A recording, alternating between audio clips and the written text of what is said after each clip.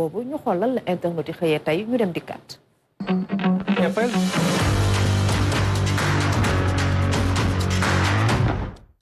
Hassana, tu es très bien habillé. yow laa doon jéem a toppandoo mais par contre. non tey moom déggoo. non tey moom wax dëgg vraiment. tey moom y a eu interférence. loolu la waa ji naan wuy luppe. lu gars yi wax. mais maam gars yi ñu ngi waxtaanee lu bëri ci li xam ne moom moo xew ci réew mi mais surtout yenn ci mbir yi xam ne démb mën nañoo jàpp ne ñu bëri daal moom la ñu yendoo wala moom la ñu nelawee ci guddi gi te Jobaas xam naa dina ci gën a dellu si soo leen duggee ci chaîne bi du www.rts.sn sur internet wala ngeen jaar ci seen application RTS mën ngeen ko fa fekk lépp lu information yi xam ne dafay dox ci biir réew mi surtout itam en profiter maam quelquefois pour féliciter ñenn ñi xam ne ay jàmbaar lañu ci biir réew mi te ñuy wane seen bopp saa su ne ci bitim réew noonu lañ koy def ci féliciter encore le docteur Baba Soumaré moom mi xam ne moom la ñu tabb mu nar a nekk directeur général adjoint bu organisation mondiale de la santé animale muy vétérinaire yi ñun ñeneen ñi mu nekk ko xam ne ku illustré wu la fii ci biir réew mi ñëpp jox ko cër waaye moom mi sax ba muy dem daa fekk ay diir yu ndaw rek ci weekend bi ñoo ngi jógee docteur Mabo Diagne professeur moom tamit ñu def ko monsieur le ministre mu nekk ci FAO boobee xam na tegoon nañ ko fa jox ko fa ab ndombal tànk donc pour montrer juste que la marque ou bien l'intelligentsia sénégalaise se vend beaucoup ou bien ci bitim réew donc ça ce sont des informations yoo xam ne soo leen duggee ci www.rts.sn mën ngeen ko fa fekk maintenant suñu demee maam si sur les réseaux par rapport ak yi xam ne moom moo fi gën a fës ci waxtaan wi maam dañuy tàmbale par li xam ne Jobaas xam naa dina ci gën a dellu si incha allah ci kanam mais bii day nekk ay effet immédiat ci li xam ne moom la ñenn ñi jàpp ne mooy li warut a am ay arrestation wala interpellation mbirum yo de takko deri ba doomu aadama te ci ñàkk bakkanam maintenant nag daa am ñuy raas nan la koy ñi gàmmoog ñuy raas dem gi nag moom yenn saa yi da ci xaw a bëri et là on appelle vraiment ñi xam ne ñooñu jiite mais surtout ministère de l'intérieur mais itam ñi xam ne ñoo yore transport ñaar ñooñu war nañu taxaw ci benn mbir gis muy voie de dégagement nord maam VDN bi à partir de 21h 22h pour nga dem fa soit da ngay nekk ci oto bu baax soit nga ñeme ne non man damay foncer lu nekk sama kanam moo tooñ boppam wala nga ne non naa wër def grand tour bañ moytu détour boo xam ne moom laa waroon mën a jël la raison elle est simple parce que problème électricité yi xam ne yenn saa yi dafay am gars yi dañuy toj lampe yi wala lampe yi day tàq mel ne mais sama bëti lay ndurool du gis bu baax. il faut préciser que VDN 3 bi la. waaw VDN 3 bi c'est sur la VDN 3 foofu la te mbirum li xam ne moom mooy waa Cambérène bi dafa mujj déborder ba am ñoo xam ne dañ ci doon jéem a profité. et la photo là l'illustre bien la photo a été prise vers 1h du matin 2h sur Facebook am ku ko fa posté. di wax ne gars yi nañu moytu par rapport ak li xam ne moom moo xew te heure boobu fekk waa Cambérène pare nañu ñoom pare nañu lu ñu doon def bu yàgg fekk seen jàmmarloo yi metti waatoon na dem mais pare woon nañu heure boobu noonu ba dem tëddi mais ñiy def katu ñaawte fi ñoom ñoo génn baare tali bi nekkoon di taal ay puna ak yeneen yu ñu mel et la précision elle est importante parce que les gens sur Facebook ont sur le coup rétabli la vérité pour wan ne gars yi ñii xam ne ñiy def ñëfu ñaawteef yi ñii duñu ay manifestants ce sont pas des manifestants comme le Sunil Mayelka manifestation amu fa woon dafa am ay boy yuy profité ci situation bi bàyyi une heure ñëw taal foofu ay pneu sànni fa ay xeer pour oto bu ñëw foofu ñu mën la agresser et c'est le modus operandi de ñaaw ko defkatu ñaaw te fii nekk ci boor boobu di sànni xeer wala te la dóor ay yenn yoo xam ne mën naa tax nga daanu donc vigilance Mayel Kane dafa am ay boy yoo xam ne ñoom ñoo fu ñëwoon rek di profiter ci situation bi la même chose avec Moussa qui dit non ñi dëkkuñ ci quartier bi dëkkuñu fa ils sont juste intervenus rapidement pour ñi dëkk ci quartier plutôt ñi ne xam ne ñoom ñoo dëkk ci quartier parce que yenn saa yi c'est justice populaire personne ne veut mais itam yenn saa il faut bien rétablir les choses pour ñu bañ a wax ne waa gox ba ñoom ñoo ko def ëllëg su ñuy jàpp waa gox ba la ñuy ñëw fekk leen fa peut-être ñoom ñoo ci am gàllankoor et moom moo tax ndaw yi jëm ci seen jël seen ay matuwaay ñëw ci saa si xool nañu def ba génnee ñi xam ne ñoom ñooy ña nekkoon foofu et Folicha moom tamit ne ko ñi si ëpp c'était des agresseurs oto bu jàll ñu sànni la pneu pour juste agresser nekkul woon ñi dëkk Cambérène ñoom ñoo def affaire bi donc c'est vraiment important ñuy bàyyi xel loolu mais aussi ñu gën a sécuriser zone boobee xam ne moom mooy zone VDN 3 bi lu ko jëlee soo wàccee pont Malibu Cambérène soo ko wàccee jëm ba booru Gàddaay jàpp Malika ca kaw boor boobu noonu li yàlla xam doy na et on oublie que y a palais de justice bu Guédiawaye moo ngi foofu dans les normes le futur centre de jeunes des jeunes foofu lañ defoon pose première pierre ba yaa waxi naan Nimzat la police qui est pas loin ainsi de suite ak yeneen donc war nañu xool nu ñu def ba gën ko sécuriser pour yenn yi mu bañ fa c'est important ñu jug ci mbir moomu maam. dem ci beneen mbir. maam lii may ànd nii maam lii soo ko jéewul dina ma jaaxal trop. avec la complicité de la régie s'il vous plaît. yàgg na de.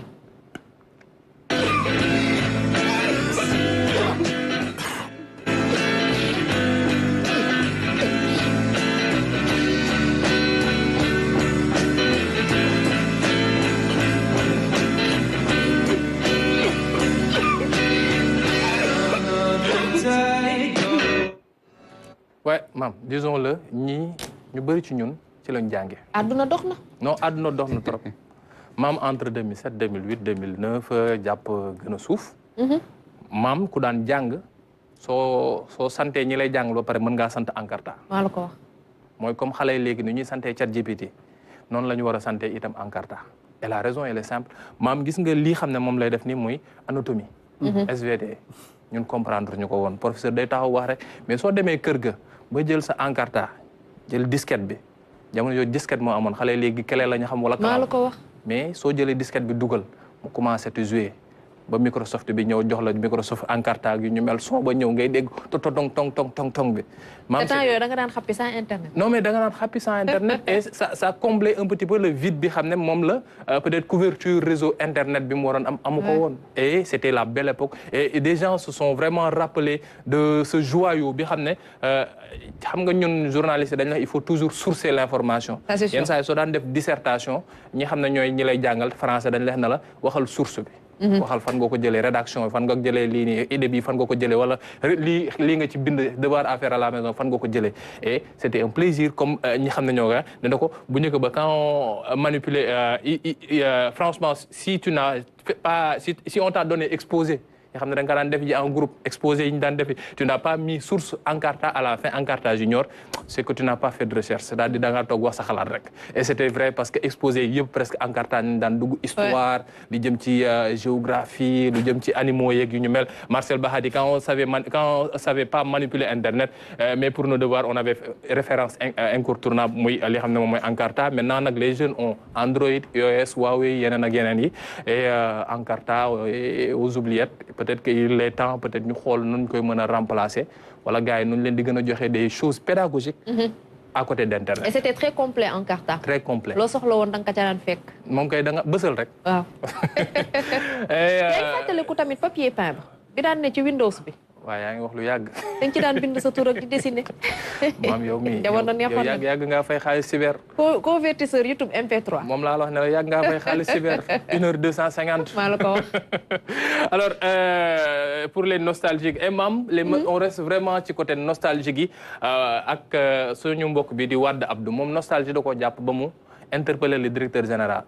man tey ma jaaraat ci canal officiel bi interpeller waat le directeur général. waaw monsieur Pape Alé Niang ñu nee ko li ñu ko bëgg rek lenn la ñoo ngi ko fi doon waxtaan bañ ko fi invité ñoom li ñu bëgg mooy génie en herbe. dañ ko delloosi ñoom loolu rek lañ bëgg fi mu toll nii xam naa ne waa deux comme que ñoo ngi togg loo xam ne bés moo ngi xeeñ te bés bu sotteekoo neex ñu wax leen ñu dénk leen ko rek mais ça c'est vraiment la requête de Wade Abdou sur Twitter et il y a eu vraiment des gens qui ont répondu parce que en moins de lii ba nga ko jël dem vers 15 heures mais en moins de quelques minutes c'était on était à près de 10 000 personnes yoo xam ne ils sont interagis avec postam bii nii et nee na lu mu bëgg daal mooy ñu andiwaat jeu culturel yooyu xam ne daan tax ba li xam ne moom mooy culture générale xale bi ñu mën koo gën ci cultiver et c'était important Salif ne ko moom yenn écoles yi sax li ci mel ni IEF bu Almadi ñoom organisé woon nañ ko pour les élèves de CM2 yenn écoles yenn saa yi da ngay gis suñu war a def seen gouvernement scolaire des trucs de genre il s'essaie à ça aussi pour xool nu ñu def ba xam-xam gi bañ a nekk loo xam ne dañ koy perdre et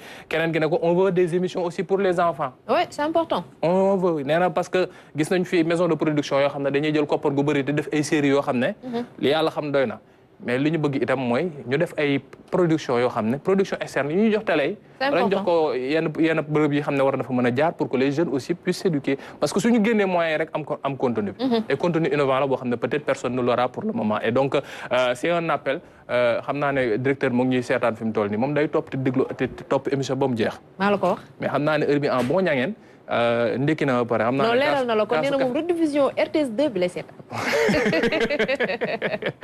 mais ñu ngi koy nuyu bu baax a baax di nuyu aussi toute la direction générale ak ñëpp ñi xam ne ñoo nekk ci biir kër gi ak sunu alaaji yeeg ajaratu yi xam ne ñoom ñoo demoon Màkka ñaanal leen comme que ñibbisi nañ ci jàmm ñu ñaanal réew mi rek bu baax a baax yàlla def fi tawfiq alors maam c'était les 3 actus yi xam ne moom la ñu andi woon tey pour l'actu en bref ci fajar gi tey ci jeudi bi ñu dugg ci cax bi. aywa wala avant ginnaaw bi ñu jaajëfalee internautes yi. waaw sant leen baax gërëm leen gars ay jàmbaar lañ de. ay jàmbaar lañu. cax bi tey réponse bi lu muy joxe. waaw tey cax bi ñu joxe woon démb moo nekk nii ki xam ne moom la ñu andi woon démb ki ko trouvé c'est un enfant xam naa de Médina. parce que li mu joxe tournée ci def ko tuddee ko Médina Ciné ça montre que peut-être doomu Médina la fii nii et c'est lui qui a trouvé la bonne réponse mu ne il s'agit de Abbas Gueye qui est né le 27 décembre 1913 à Dakar fii ci Sénégal et décédé le 2 août 99 fii itam ci biir Ndakaaru Jal Diop la ñuy wax de ah. waaw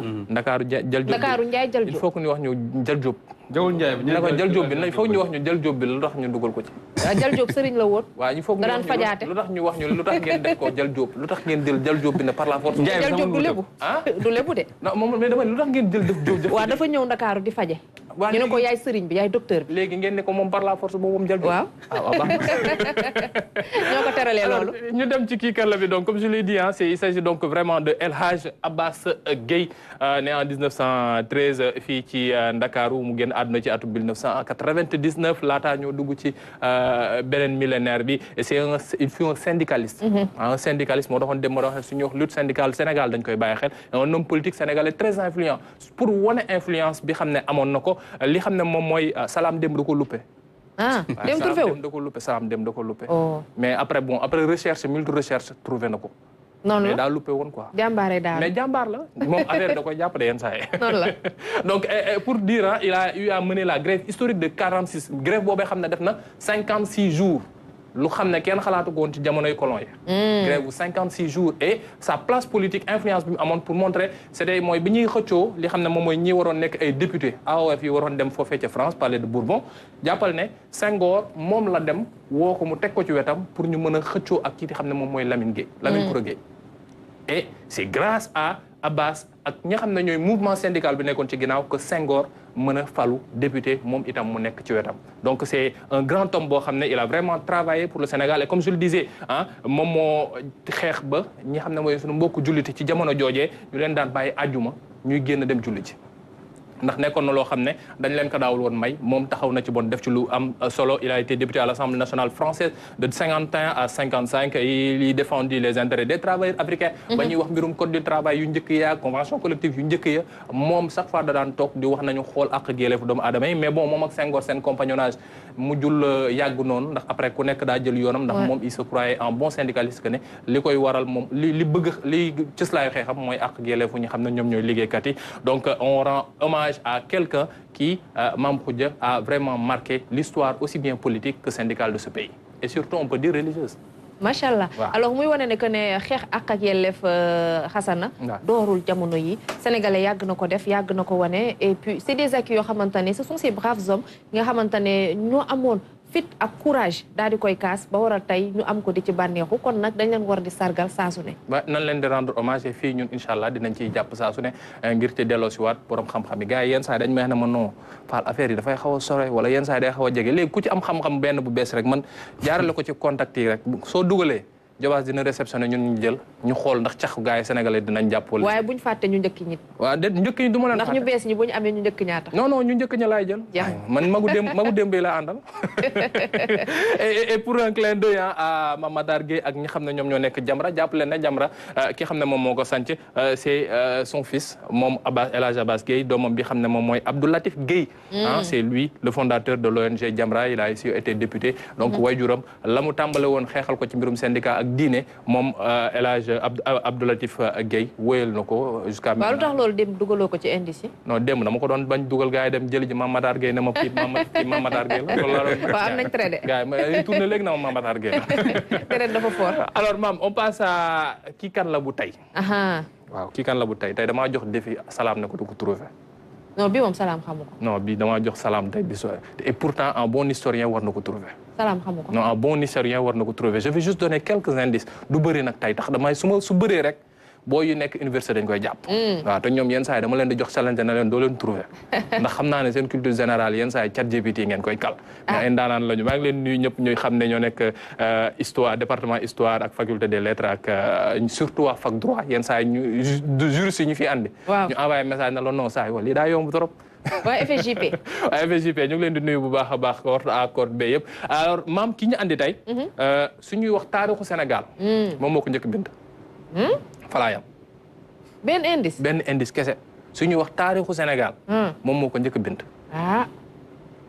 il a été le premier te jamono joojee tubaab bi mu ngi fi woon moom moo ngi woon ci royaume boo xam ne tubaab bi dañ leen nootoon mais moom.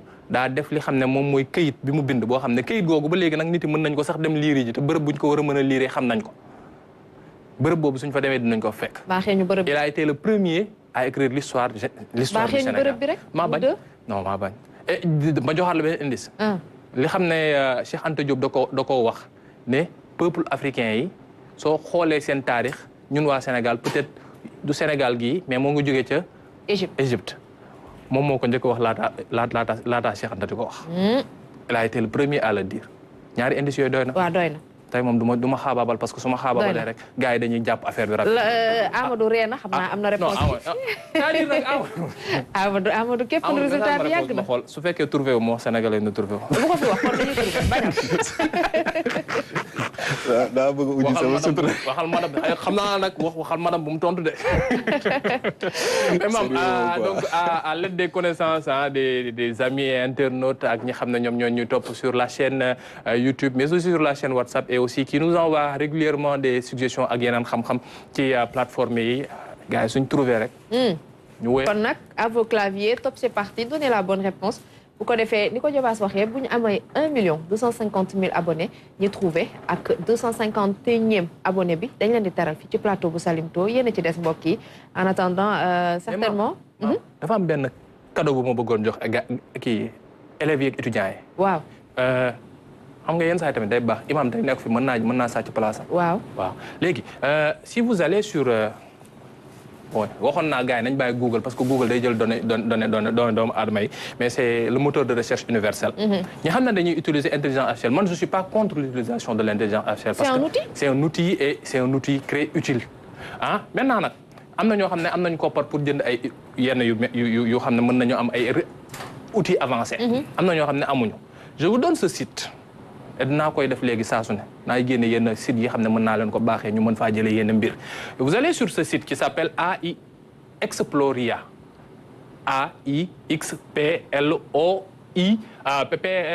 AIXPLORIA.com si vous y allez di ngeen di gis ñu defal leen liste des IA outil IA yi xam ne nit yi da koy soxla xam nga ñun dañoo yem ci ChatGPT Gemini Google Grok wala yeneen yu ñu mel mais y a énormément d'outils yoo xam ne même ñoom Amadou ñi xam ne ñoo nekk ci kaay job pour mën a nekk ci seen ay mbir yoo xam ne pour seen ay affaire start-up la wala yi nekk ci e-commerce ak yu ñu mel suñ fi jaaree maam ils pourront avoir énormément d'outils IA yoo xam ne mën nañ doxal et y a une partie où il y a des IA gratuites yoo xam ne du soxla nga fay du soxla ngay génnee xaalis wax ne non damay def lii ak lee yooyu yëpp ñu tegal la ko fi et c'est pour les Sénégalais yoo xam ne mën nañ koo jëfandikoo ngir yombal seen bopp yenn liggéey mais itam ngir mën a yokk seen xam-xam macha allah Xasana li nga indi moom tey ñun ñoo ci def buñaa buñ pare ndax am na solo certainement Amadou dina ko interpeller mais itam Amadou lenn ma ne mës naa utiliser Encarta qu'est-ce que ça te fait de revoir ces images ces sons.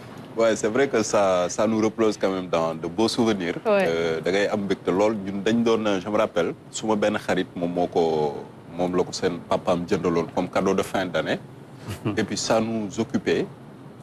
de ouf boo wàccee rek taal ordinateur dañ daan wàcc dem après doon def sax ay concours ci kan mooy am les meilleures réponses kan mooy am lu muy trouver et tout et très sérieusement ça nous en fait occupation bu am njëriñ la woon quoi. et jamono nag mooy dox ba tey internet nekk occupation nit ñi. mënoo te leen ko tere mais li ñuy wax rek mooy ñu def ko à bon usage pour que mu mën leen a jëriñ et que jàppale leen seen jàng en tout cas Dio merci vraiment pour souvenir bi quoi moom am na solo trop célibataire bu am njëriñ nga yàlla bëri na sutura léegi xale yi GTA la ñuy foowee Jobaas ak yeneen i xeetu fo waaye itam gis nañu que ne am na demande bu mag ci jeunes en herbe pour ñëwaat ci suñu ay écran waaw bon peut-être que kilifa gi dégg na li nga xamante ne mooy doléance bi ci internet yi mais ñun suñu xam-xam bu gàtt lu ñu jàpp wala lu ñu ci xam boog mooy que génie en herbe dafa nekk loo xamante ni tey mën nañu marque déposé dafa am ñu ko moom. muy rajo Canada. donc tamit licence bi ñoom ñoo ko moom peut-être nag RTS à sa manière mën na formuler benn lii boo xam ne comme am nañu kilifa yoo xam ne ñu ngi fi macha allah ay ñoom Omar Diaw ñoom professeur ñoom ñu ngi fi mën nañu organiser wu xool peut-être dañuy changer nom ou bien mais daal comme nekk na demande je pense que ni kilifa yi dinañ ci def taxawaay. mais nekk na am solo lool. ak yeneen i programme RTS sax yoo xamante ne gars yi namm nañ ko Langa Buri